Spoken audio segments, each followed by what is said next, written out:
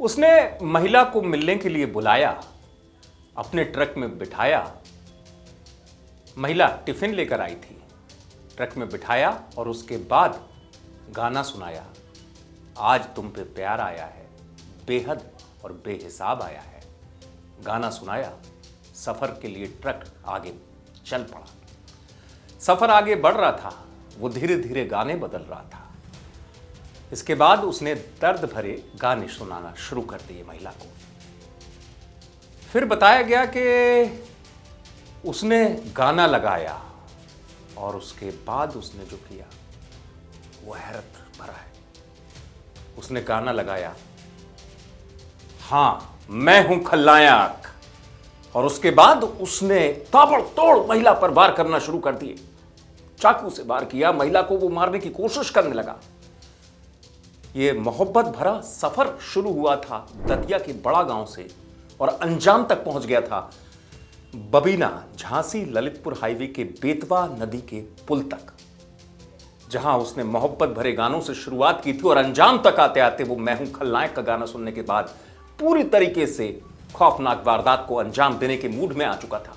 लेकिन वो महिला कौन थी और वो क्यों ऐसा कर रहा था?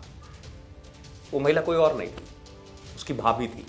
भाई की पहले ही मौत हो चुकी थी और भाभी से बताया गया कि उसे मोहब्बत हो गई थी। फिर ऐसा क्या हुआ कि उसके मन में ये बात आ गई, पुलिस बता रही है।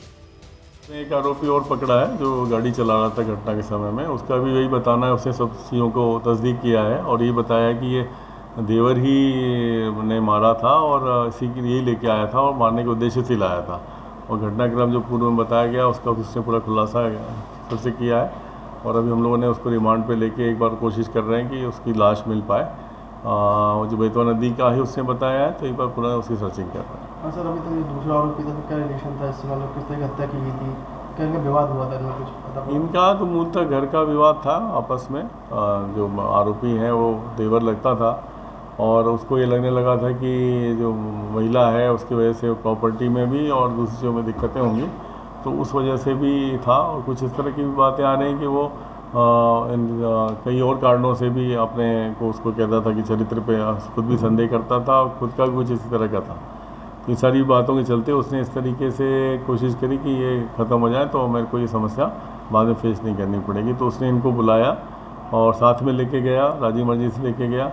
और उसके बाद में जब वो उसका जो प्लान था, तो जैसे ही उसका ये हुआ कि अब मुझे ये करना है, तो उसने फिर उनका इस तरह से हत्या करी। अब इसमें ये भी बात आई कि चाकू भी मारे थे, उसने पहले अपने इसमें नहीं बताया था, जिस आरोपी ने बताया है। पुलिस बता रही है कि एक प्रॉपर्टी का उसके मन में आ गया था कि प्रॉपर्टी भाभी के नाम हो सकती है। दूसरा, उसके मन में शक बैठ गया था, उसके मन में यह शक बैठ गया था कि उसकी भाभी का किसी और से अफेयर चल रहा है।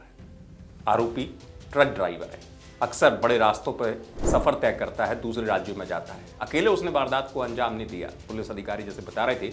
इसके 2 सहयोगी और थे, उन तीनों के साथ मिलकर यह खौफनाक साजिश रची गई थी।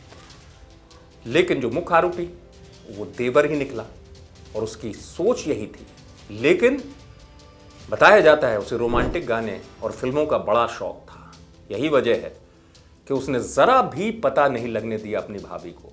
वो भाभी जो उसके बुलावे पर उसके लिए खाना लेकर आई थी, उसे क्या पता था कि जिस सफर पर वो जा रही है उसका अंजाम ये होगा। फिलहाल आरोपी को पुलिस ने गिरफ्त में ले लिया है और पुलिस कह रही है कि खुलासा होगा और भी खुलासा होगा।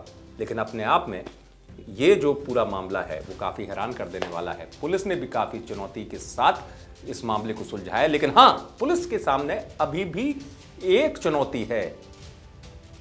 वो महिला जो उसकी भाभी थी, उसकी लाश को इन्होंने पुल पे फेंक दिया था, बेतवा नदी के पुल में। नदी में पुलिस लगातार खोजती रही लेकिन लाश नहीं मिली। लेकिन हाँ, पुलिस का दावा है कि इसमें भी वो कामयाब होगी। ग्वालियर से आप तक खबर पहुंचाई है हमारे संवाददाता सर्वेश पुरोहित ने। आप देखते रहे MP तक।